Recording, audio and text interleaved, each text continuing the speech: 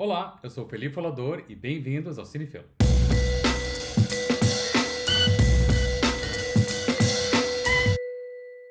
Hoje eu vou falar das controvérsias do filme Emília Pérez, que chegou aos cinemas brasileiros ontem, dia 6 de fevereiro. Quando eu assisti o filme e escrevi minha resenha lá no Cinefilo em novembro de 2024, eu já tinha estabelecido que o filme fora bem sucedido em algumas frentes, mas que tinha uma grande problemática no seu tratamento tanto da transexualidade quanto da representação do narcotráfico, que com certeza gerariam controvérsias. Minha nota para o filme tinha sido B-, pois o filme tem momentos inspirados e algumas cenas musicais muito interessantes. Deixei o link da minha resenha completa na descrição desse vídeo. O filme começou sua trajetória no Festival de Cannes em maio de 2024, quando acabou ganhando um prêmio de melhor atriz em conjunto.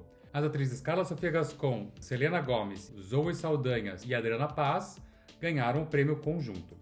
Porém, em Cannes, por ser um festival francês, o filme do diretor Jacques Audiard, também um celebrado diretor francês, acabou que saiu do festival sem uma percepção muito negativa. Passaram-se alguns meses e o filme também saiu muito bem no Globo de Ouro, onde saiu vitorioso em 4 categorias.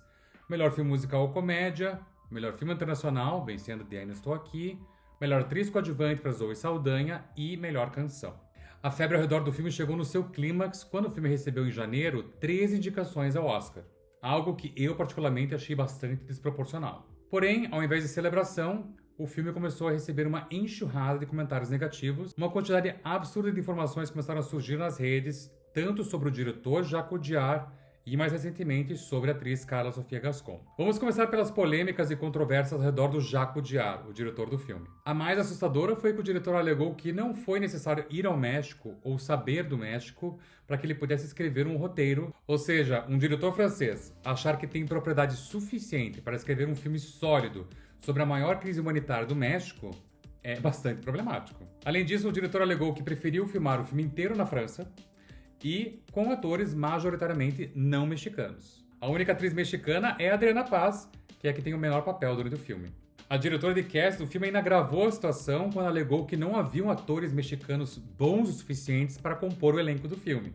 E também nem sequer um dialect coach, ou seja, um especialista em dialetos, fora contratado para assegurar a autenticidade do dialeto mexicano. E a cereja do bolo foi que o diretor Jacques Audiard alegou que a língua espanhola é uma língua de países emergentes, de pessoas pobres e imigrantes.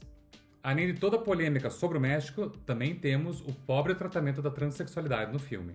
Algumas cenas em Emília Pérez são ruins demais, principalmente o número musical que trata exatamente da cirurgia de transição de gênero. A pergunta aqui é: até que ponto um diretor cisgênero consegue explorar com autenticidade e respeito as complexidades da identidade trans? E também como que a provocação proposta no filme deixa de ser arte e acaba indo para insensibilidade?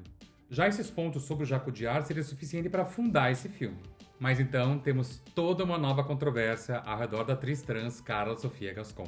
A atriz que interpreta a personagem de título, Emília Pérez, é a primeira atriz trans a receber uma indicação ao Oscar de melhor atriz. Porém, ao invés de celebrar, a atriz se afundou em uma das maiores controvérsias que eu já vi numa campanha de Oscar. A atriz, por exemplo, em uma entrevista logo depois das indicações, mencionou que a atriz Fernanda Torres e sua equipe estariam tentando fazer uma campanha contra ela. Falar explicitamente sobre um candidato rival com um tom derogatório vai contra as regras de fair play da academia. Isso foi levado para a academia para análise, que no final acabou vendo que não tinha muitas falas problemáticas de Carla. Porém, o que não se esperava é que os fãs brasileiros fossem cavar a rede social X para encontrar todo tipo de publicação de Carla Sofia Gascon nos últimos 10 anos. E lá foram encontradas milhares de postagens com teor racista, islamofóbico, gordofóbico, sobrou para a academia, sobrou até para a própria Selena Gomez. A atriz chamou ela de uma rata rica que não deixa o Justin Bieber em paz.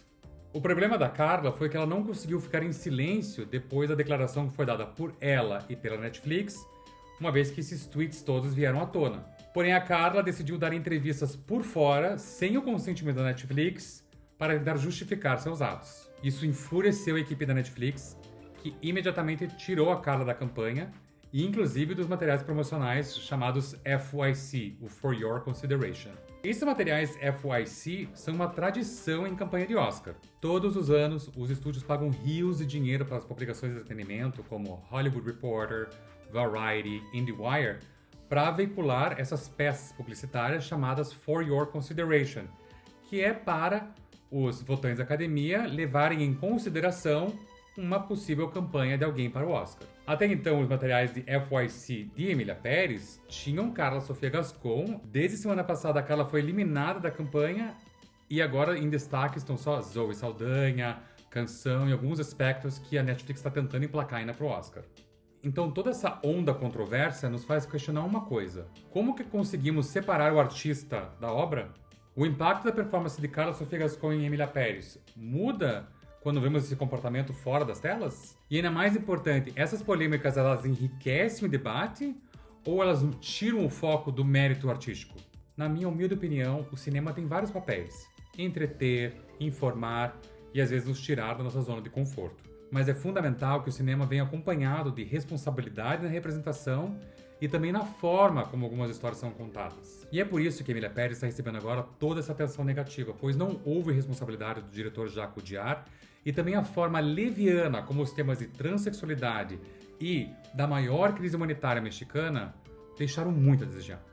Por um lado, toda essa controvérsia fez com que o filme brasileiro Ainda Estou Aqui disparasse para primeiro lugar nas casas de apostas para a categoria de melhor filme internacional. Porém, eu espero de verdade, numa eventual vitória, e eu acho que o Brasil vai ser vencedor nesse Oscar, é que no futuro o filme não seja lembrado por ter vencido apenas pela controvérsia de Emília Pérez.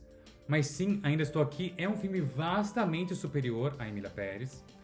Por exemplo, eu dei nota A+ para Ainda Estou Aqui e B- para Emília Pérez. Não que isso queira dizer como os votantes da academia estão pensando, mas é pra mim, de fato, o melhor filme entre os 5 indicados. Se gostou desse vídeo, curta, compartilhe. Eu vou continuar minha análise do Oscar com mais vídeos semana que vem. Até a próxima!